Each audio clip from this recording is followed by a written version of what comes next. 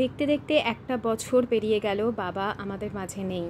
আজ 1 বছরের বাৎসরিক যে কাজ সেটাই সম্পাদন হলো। বাবার প্রিয় মিষ্টি হচ্ছে তালশাঁসের সন্দেশ, যেটাকে বলে না, সেই তালশাঁস সন্দেশ আমি নিয়ে এসেছিলাম আসার সময়। আর কি করব, নিজেকে 1 বছর ধরে নিজেকে না আমরা নিজেদের ঠিক মানিয়ে নিয়েছি। গত 5 বছর ধরে আমরা তৈরি হচ্ছিলাম যে বাবা হয়তো আজ থাকবে না, বা বাবা হয়তো এরপর চলে যাবে, কারণ এত কষ্ট সে বিছানায় বসে পাচ্ছিল। প্রথম থেকে প্রচুর ভিউয়ার্সরা তার সাক্ষী আছেন। কোথায় বসেছিস বাবা? মামি বলে না, হ্যাঁ খাটছি। আর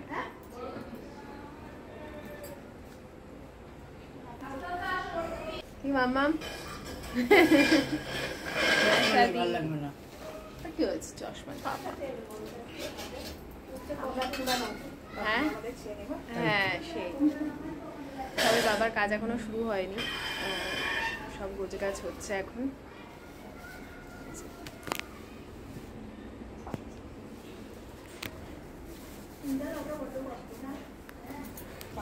তো বাবা মারা যাওয়ার পর আমি বেশ কিছু দিন ভিডিও করিনি, গত বছরের কথা বলছি আর কি, কারণ একটা ট্রমা কাজ করতো আমার মধ্যে। তখন প্রায় 1 থেকে 1.5 মাস লেগেছিল আমার সেই ট্রমাটা কাটিয়ে উঠতে।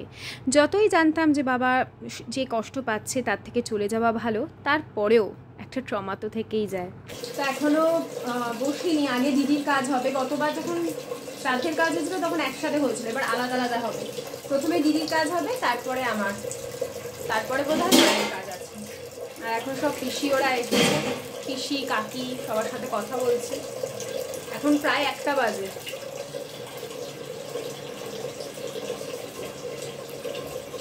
তো 1 বছরে আমরা অনেক নিজেরা তৈরি হয়ে গেছিলাম শোক কাটিয়ে উঠতে, বা প্রিয়জন চলে যাওয়ার যে একটা কষ্ট সেটাকে সহ্য করে নেওয়ার, বা সেই সমস্ত কিছু বোঝার একটা আমাদের শক্তি হয়ে গেছিল। আমরা যেহেতু 2 বোন, তো আমরা 2 বোনেই বাবার মুখাগ্নি করেছিলাম, তাই 2 বোনেরই কাজ থাকে। আর প্রধান কাজ তো থাকে যে বড়জন হয়, মানে আমার দিদির প্রথম কাজ ছিল, যত ওর অনেকটা সময় ধরে সেই কাজ ছিল, আর আমারও অনেকটাই সময় ধরে কাজ ছিল। সেই আলাদা আলাদাভাবে ঠাকুরমশাই করিয়েছেন প্রত্যেকটা কাজ। আমি বাবার বরাবরেরই খুব আদরের ছোট মেয়ে ছিলাম, তো স্বাভাবিকভাবেই কষ্ট আমার খুব হয়েছিল। যতদিন বাবা অসুস্থ ছিল ততদিন আমি মানসিকভাবে অবসাদগ্রস্ত থাকতাম। বাবা চলে যাবার যে 1 বছর টাইমটা, সেটা জানি না কিভাবে নিজে থেকেই অনেকটা সে অবসাদ আমার কেটে গেছিল। যাই হোক, বাবা মা হারানোর ব্যথা যে কি সেটা মোটামুটি সবাই উপলব্ধি করতে পারে।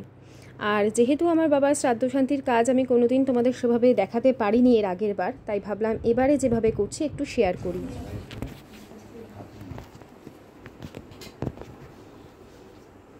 নমো বিষ্ণু সদ বিষ্ণু পরমং পদং সদা পশ্যন্তু দিবিব চক্ষুরাততম।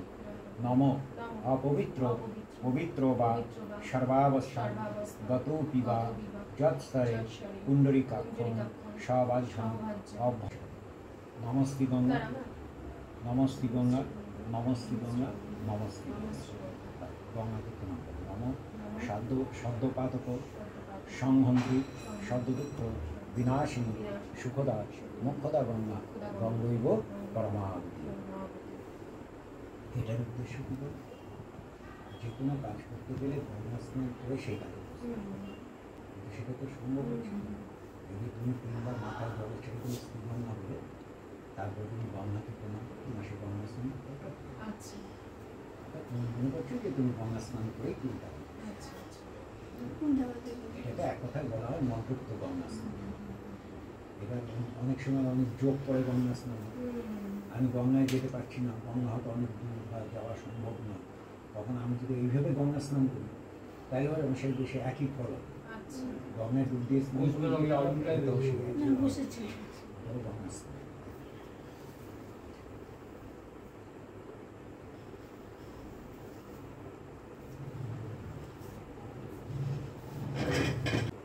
एतगन्धपुष्पे सूर्यादि नवग्रह नम। एतगन्धपुष्पे नारायणाय श्रीविष्णवे नम। एतगन्धपुष्पे शिवाय नम।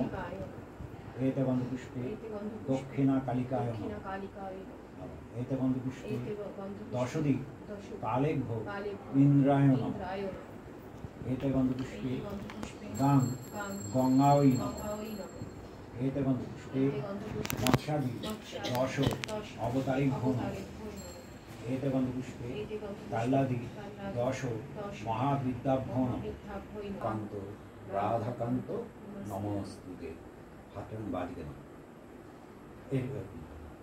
वामे गुरुभ्यो नमः परम गुरुभ्यो नमः परापर गुरुभ्यो नमः परमेष्टि गुरुभ्यो नमः गुरुभ्यो नमः डानिके दक्षिणे गां गणेशाय नमः ऊपर दिके ऊर्ध्वे ब्रह्मणे नमः पेछन दिके नमः पश्चाते क्षेत्रपालाय नमः नीचे दिके नमः अधो अनंताय नमः सामने सम्मुखे नारायणाय श्री विष्णवे नमः सम्मुखे पितृ चरणेभ्यो नमः बुझे बादिके गुरु डान दिके गणेश ऊपर হচ্ছে ব্রহ্ম পেছনে ক্ষেত্রপাল ক্ষেত্রপাল হচ্ছে মানে তোমার পৃথিবীর মালিক নিচে অনন্ত নাগ যে নাগের মাথার উপরে আমরা বাস করছি सामने नारायण और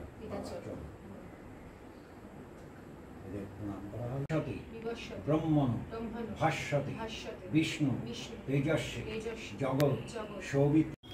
তো সত্যি বলছি মন থেকে এত ভালো করে বাবার কাজ করে না গর্ববোধ হলো যে একটা সময় অনেকেই তো বলতো বাবাকে যে বিয়ে মানে মেয়ে 12 বছরের মেয়ের পরে আবার যখন মেয়ে হয় কিন্তু মেয়েরাও কিন্তু বাবার বা মায়ের মুখ উজ্জ্বল করতে পারে, ঠিক কি না?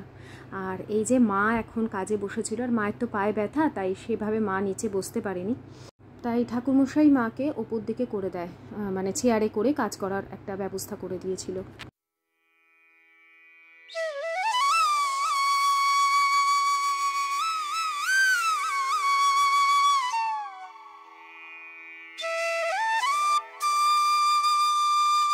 আমরা পিণ্ড দিয়ে চলে এলাম, হয়ে গেছে বাবার কাজ কমপ্লিট। এখন বাজে বিকেল 4টে বেজে গেছে হতে হতে। হ্যাঁ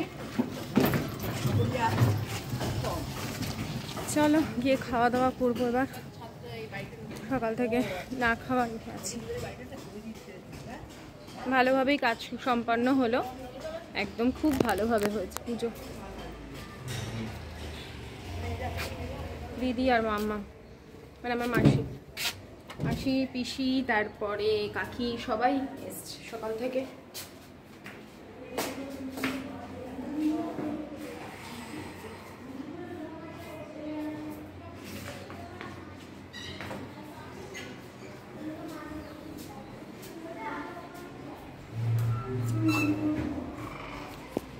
তো ওই বাড়ি থেকে তারপরে খাওয়া দাওয়া করে চলে এসেছিলাম, আর মানে বেশিক্ষণ আমি থাকতে পারছিলাম না। সকাল থেকেই এমনি মন মেজাজ দেখবে একটা খারাপ থাকেই না, মনটা তোমার খারাপ হবে। আর কেন জানি না এই কাজ হওয়ার 2-3 দিন আগে থেকে আমার ভীষণ বাবার কথা মনে পড়ছিল। খালি বাবা যে সুস্থ অবস্থায় যেরকমভাবে হাঁটাচলা করতো, যেরকমভাবে কথা বলতো, ঠিক সেরকম জিনিসগুলো মনে পড়ছিল। বাবা অসুস্থ অবস্থায় আমার কিছু একটা মনে পড়ে না, কারণ বাবা বয়সান্তা যেহেতু অসুস্থ হয়ে পড়ে এতটাই খারাপ লাগতো দেখতে যে আমি খুব একটা মনে করবার চেষ্টাও করি না যদিও, যার ফলে কি মনটা খুব খারাপ ছিল, শরীরটাও সেই অর্থে ভালো লাগছিল না। তাই তাড়াতাড়ি বাড়ি এসে নিজের মতন ঘরের কাজকর্ম মধ্যেই নিজেকে ডুবিয়ে রাখি আর কি, এই কারণেই। তো যাই হোক, এই শাড়িটা আজকে পরেছিলাম, এটা নতুন শাড়ি যেহেতু সেই জন্য এইটা পরেই আজকে কাজে বসেছিলাম। এখন এটা কাচবো না, কারণ অন্তত এটা আর 1-2 দিন পরে নিই, তারপর কেচে একেবারে পালিশ করতে দিয়ে দেবো। নাহলে প্রথম কাজের পরেই যদি কেচে ফেলি না, কাপড়ের যে নতুন ভাবটা সেটাই নষ্ট হয়ে যাবে। তো থাক, এখন এই বাইরের বারান্দাটায় মেলা। আর ওদিকে একটু চা করে নিয়েছিলাম, কারণ মাথা ব্যথা করছিল। সকাল থেকে চা খেয়েছিলাম, কিন্তু তবুও একবার দেখবে একদম সকালে ঘুম থেকে উঠে যাদের চা খাওয়ার অভ্যেস থাকে, বেলায় খেলেও না একটা কেমন একটা যেন লাগে। ওই বাড়িতে খেয়েছিলাম, কিন্তু ঠিক আমার নিজের হাতের চা যেরকম মনোপ্রুত হয় সেই রকম হয়নি। তো সেই জন্য এসে কড়া করে একটু দুধ চা করে নিজের মতন করে খেলাম। আবার তো কালকে সকালেই বেরোতে হবে, কারণ কালকে হচ্ছে আমরা যে খাওয়া দাওয়ার একটা ব্যাপার থাকে, আত্মীয় স্বজনরা যারা আসেন, মানে গত বছর যারা ছিল সাথে, মানে আমাদের পিসিরা তারপরে মাসি কাকি সকলে, তো তারা তো আসবে, সেই জন্যই আর কি পরের দিন সকাল। এটা হচ্ছে সেই নেক্সট ডে। আমি একেবারে দুদিনের ভিডিওই করেছি, কারণ আমার খুব একটা এই সমস্ত ব্যাপারে ভিডিও করবার ইচ্ছেই থাকে না, কিন্তু না করলেও আমার তো গ্যাপ পড়ে যাবে না, যেহেতু আমি ডেলি ভ্লগার। আমি না করলে কি বলো তো, আমারই চ্যানেলের ক্ষতি হয়, যার ফলেই এখনও পর্যন্ত আমার সাবস্ক্রাইবার যে প্রচুর বাড়ে তা নয়। তো এখানে সেই রান্নার অ্যারেঞ্জমেন্ট হচ্ছিল, আমি গেছিও যদিও অনেকটাই পরে, প্রায় 1টার পরেই আমি গেছি।